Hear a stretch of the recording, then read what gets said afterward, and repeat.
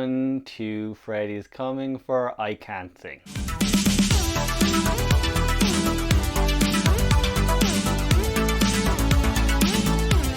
Hey guys, so we are continuing on with our 31 days of Halloween, and today we are looking at the classic A Nightmare on Elm Street. So A Nightmare on Elm Street was actually released in 1984. It was directed by Wes Craven and stars Heather Langenkamp. I am going to go through the many different positives I have with this movie and why you should watch it. Now at the same time, I do definitely have one negative with the movie. If you like guys, as the review goes on, try to guess what that negative could be. But we're going to start with the biggest positive of the film, and it's the main man himself, Freddy Krueger. So what I like about Freddy Krueger is he is much different than any of the other slasher icons we have.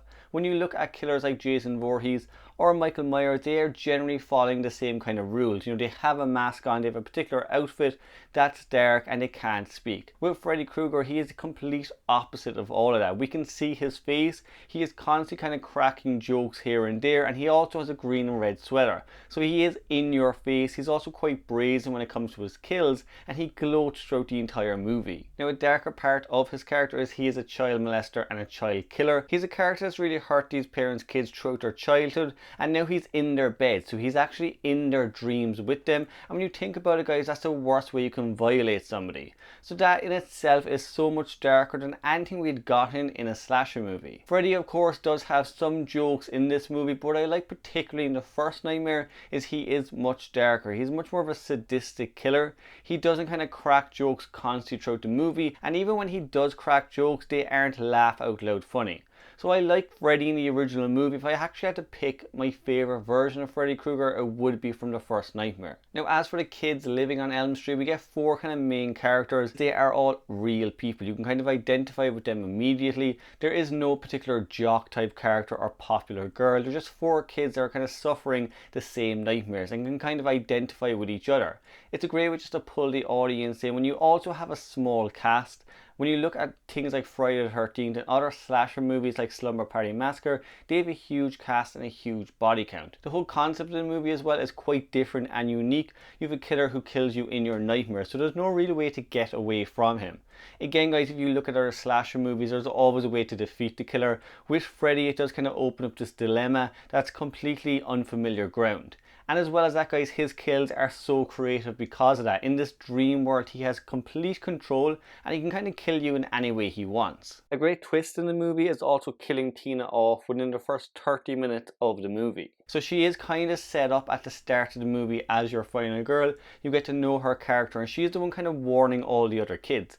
But a third of the movie in, she actually gets killed off by Freddy, and we find out Nancy is actually our final girl. I thought that was a great kind of callback to things like Psycho, but at the same time, it did make the movie feel a little bit more alarming that anything can happen at any point. As for Nancy Thompson, our final girl, she also was kind of unlike any other final girl we'd gotten up until that point.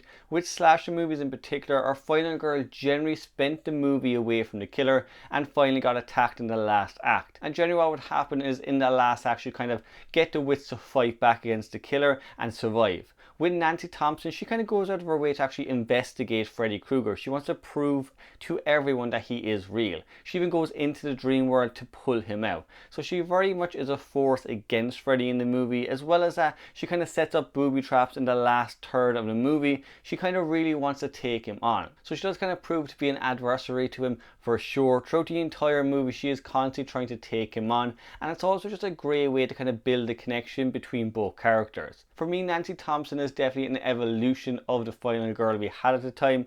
We had that with Janet Leigh in Psycho. We also had it with Jamie Lee Curtis in Halloween, and then Heather Langenkamp in A Nightmare on Elm Street. That of course guys would carry on with Sidney Prescott in Scream, but I do think Heather Langenkamp played a huge role in turning the tide for final girls. Now another thing we have to talk about this movie are the kills. There's some standout kills in the movie, and again guys, there's not a lot, but the kills in this, a lot of work clearly went into them and they are extremely creative. By far the darkest death in the movie is Tina's death. That is still probably my favourite death in a horror movie where she kind of gets thrown around the room. but it is full of blood, it is full of gore, but it also has a huge impact. It's a very dark and sadistic scene, especially when you're kind of led to believe that she will be the final girl. As for Glenn, Johnny Depp's character, he kind of gets sucked into a bed and a ton of blood hits the ceiling.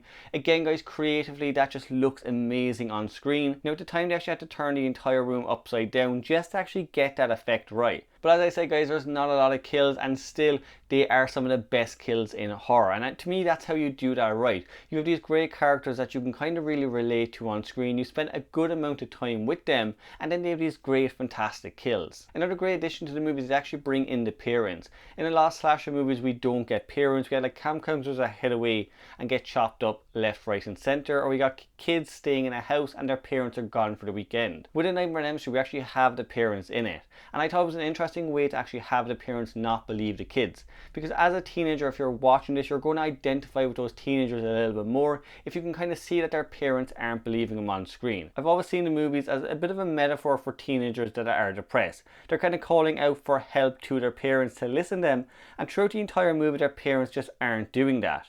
One by one they start getting killed off in their sleep. And when Nancy kind of turns her back on Freddy in the end of the movie, for me I think that's one of the most powerful endings we actually get in a horror movie. She turns her back from him and she pretty much just takes away any energy she gives him. And that would have been a great place to leave it there. And unfortunately that is my one negative with the movie, that awful ending. That's kind of a tacked on ending that really just is there to bring Freddy back, and it makes absolutely no sense. So Bob Shaye, the producer of the movie at the time, wanted to get that kind of hook in there at the end of the movie just to draw audiences back in. It's very similar to the hook you see in Carrie, but honestly it just doesn't work. It kind of confuses the audience and you don't really know if the events of the whole movie actually happened. So guys, that's just my one negative with the movie, but besides that I think this is a perfect horror movie. It has a great villain, it has some great characters that you can really delve into and root for throughout the entire movie, and it has some brilliant kills. If of course guys you have not seen A Nightmare on Elm Street, this is the perfect time of year to give it a watch. You can watch the entire series, there are some great ones in that franchise. As always guys, remember we are going to be doing 31 days of Halloween for the entire month of October. So if you haven't already guys, pop on your notification bell, make sure guys you subscribe to the channel, and I will see you in the next one.